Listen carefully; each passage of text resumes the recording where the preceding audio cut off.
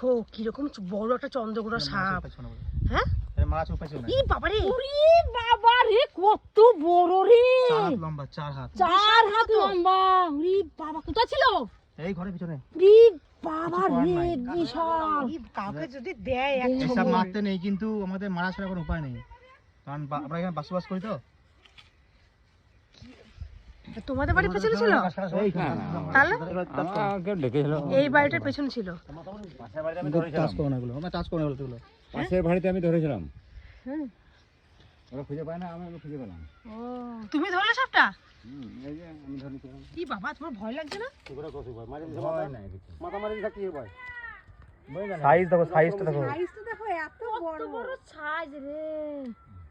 Russell viper. আমি এই চন্দ্রগড় সাপে প্রথমবার। বাবা রে বাবা, আপনি দেখুন হ্যাঁ আমি কিরকম হ্যাঁ ফিল্টার মাস্টার। মাস্টার বাবা রে, ফিল্টার মাস্টার একদম গো। এনাদের ঘরে ঢুকেছিল তো কিছু করার নেই, আত্মরক্ষার জন্য মারতে হলো। হ্যাঁ, একটুকু মানে বিপদ হয়ে যাবে সাইডে। ঠিক আছে, আমি আসছি, দেখুন আপনি। আরে পুঁতে দাও, পুঁতে দাও। কোথায় কি করছে না করছি। হ্যাঁ হ্যাঁ ঠিক আছে। খবরটা কোথায় কি করবে? পুড়িয়ে দেবে নাকি?